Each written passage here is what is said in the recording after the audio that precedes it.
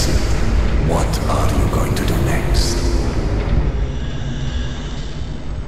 Wake up, Artyom, wake up! Great, he's coming to. Put the light away, you're blinding him.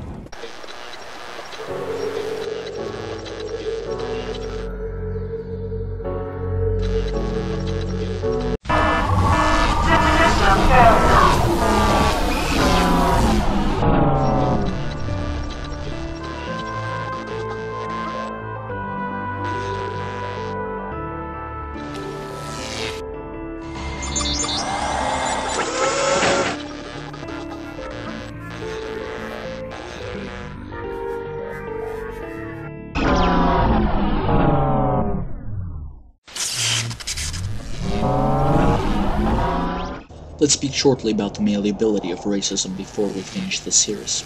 Let's talk about what the political left deem an example of a successful racial experiment. In the nation of Brazil, which has been diverse and even racially mixed, due to the lack of accompanying female black slaves and the lack of accompanying female European settlers, you still find racism and colorism in great quantity seriously affecting society every day. This despite that it has been diverse and racially mixed for many hundreds of years.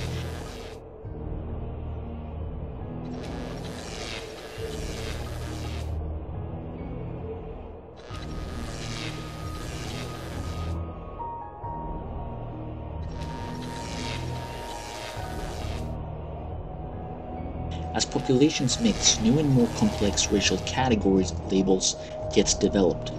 No group ever gets absolved. Blacks tend to live in the poor slums, while Asians and whites tend to live in gated communities or rural areas.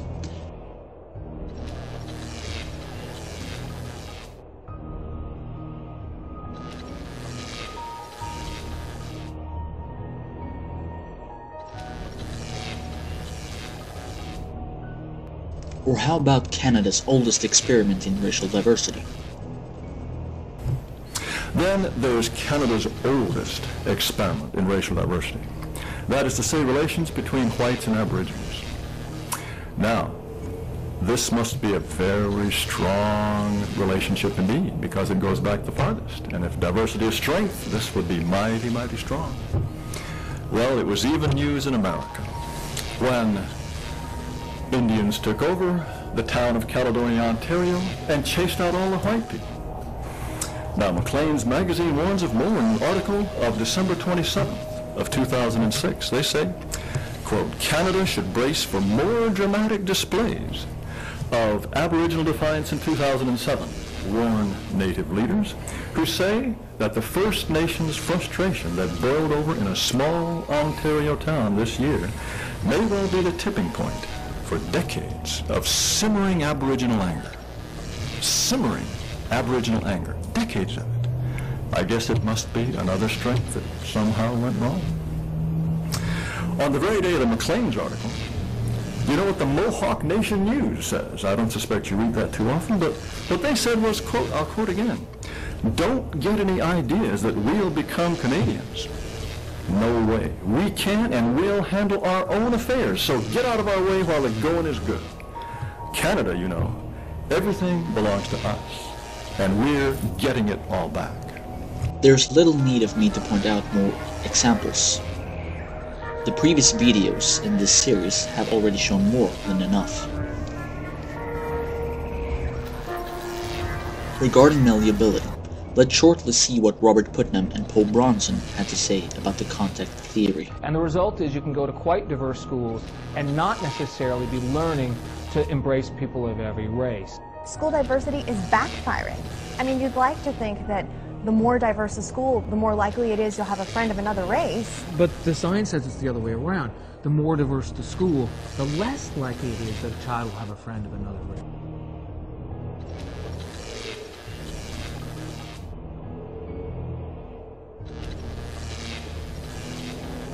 Contact theory was clearly given the no then, which also can be seen in the ethnic self-segregation section.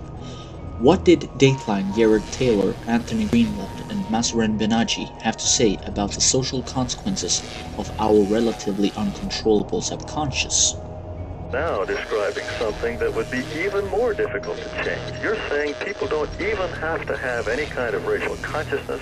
They don't have to have any racial ill will. They just have to be just cruising along about race, blithely perpetuating racism. You're talking about a situation in which you are trying to change, which individuals aren't even guilty. You want to blow up the institutions of the society despite the fact that the individuals in it have done no wrong. Hold on. That is an even greater Sisyphean impossible task than trying to change individual minds. These aren't just words and faces on a screen, not just abstract images. This test suggests that when it comes to the potent question of race, our subconscious is making decisions every day. Decisions that in real time, in real life, have real consequences.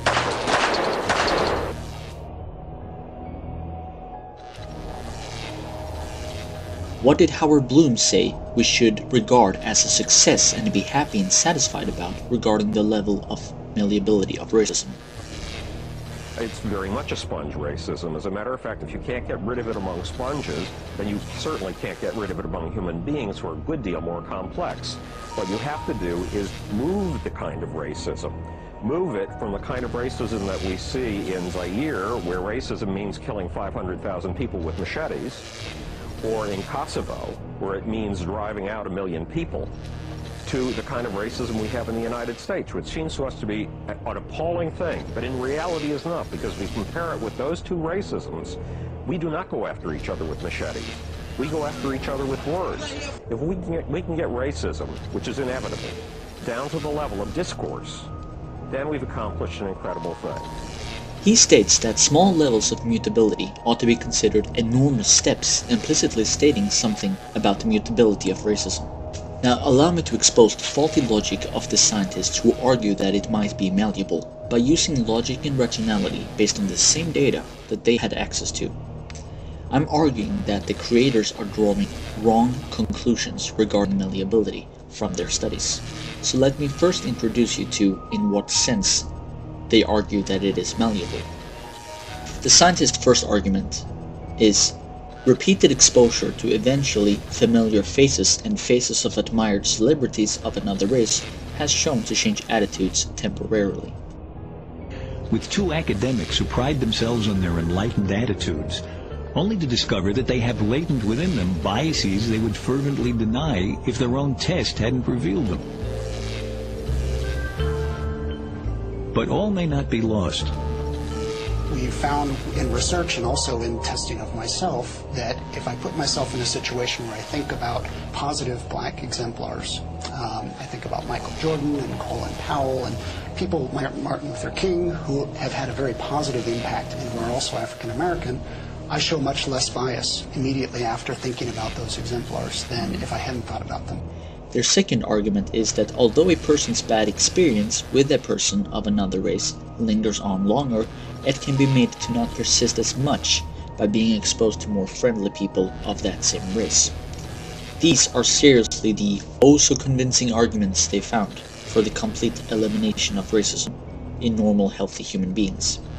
Due to the politically correct cultural Marxist privilege, there is a bigger market to show that racism is malleable. If racial achievement gaps are due to alleged racism, and racism is malleable, then that calls for socialist interventions to achieve equality of outcome. The fact that they managed to produce so little evidence for the malleability of racism, despite the great incentive and politically correct privilege of there being a market to find such evidence, is telling that there really aren't much evidence pointing to mutability. Here's an indirect critique of the last argument, as well as some implicit counter-evidence to be remembered while I am explaining the lack of malleability of racism while refuting their so-called evidences for the malleability of racism. Let me first explain why these are not convincing arguments and evidences for the malleability of racism. To Susan T. Fiske, here's where I think she is missing something important from her conclusion in her study.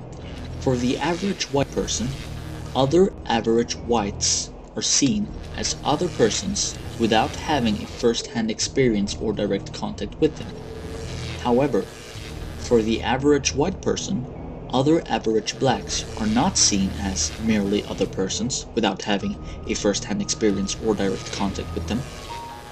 In the case of blacks, for an example, they would have to first have been putting themselves through a normalization process, a process not necessary to put oneself through with whites or members of their own race.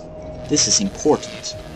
It is important because although white persons might get to personally know or create a few black acquaintances, the fact of the matter is that he can only do so to a limited set of individuals, and average blacks would still be seen as more than merely other persons. I will use an analogy, and the effect and truth value of this analogy depends on what type of breed of dog you have and what social abilities it has, but similarly, you can teach a particular breed of dog to get accustomed to a human family, but he will have to go through a normalization process he could have been without with his inherited tribe. However, this normalization process can only work for his particular human family of say 4 people, and their closest friends of a total of 10 to 15 people. The other humans are still seen as others, and so does other dogs, and here is where this analogy splits from the case with blacks and whites, and it becomes a false analogy. A dog is constantly living, and thus being exposed to a normalization process with a family in a way a white person is not doing with his black friends and acquaintances, which brings me to an analogy that is similar to the dog analogy: adoptions. It is a fact that adopted children of other races are more likely to get murdered by their parents that adopted them than are biological children by their biological parents. There is a clear divide here, and it does have to do with a sort of friction, a violation of the natural care one is supposed to have for one's biological children. And our minds, despite our normalization process, simply do not make us care similarly as much for our non-biological children and more genetically distant children. What this means is that a normalization process isn't as good as the quote-unquote real deal, close quote. The facts are that children have better and safer relationships with their biological parents than does adopted children, and this despite them both being exposed to the greatest normalization process thinkable. The other fact is that to the white person who just became friends with the black person, let's call him Tyrone, Tyrone is seen as but an exemption to all the other blacks. This while the white person never need this type of normalization process for the average white, regardless if they're friends or strangers. These are important facts left out from her conclusion. Perhaps this was too complex for you to comprehend, so let me simplify it a little bit. People of the same race as you are seen as average individuals. You don't think, oh, there goes a white person. This is not the case with people of another race, where what race the person is come beforehand what type of clothing they have. When they claim that we can, with repeated exposure to eventually familiar faces and faces of admired celebrities of other races, change our attitudes temporarily, it is specific to these people, and it is only temporary. With this said, it does in no way show that racism is valid. Okay, let's do a summary of what the video series has shown.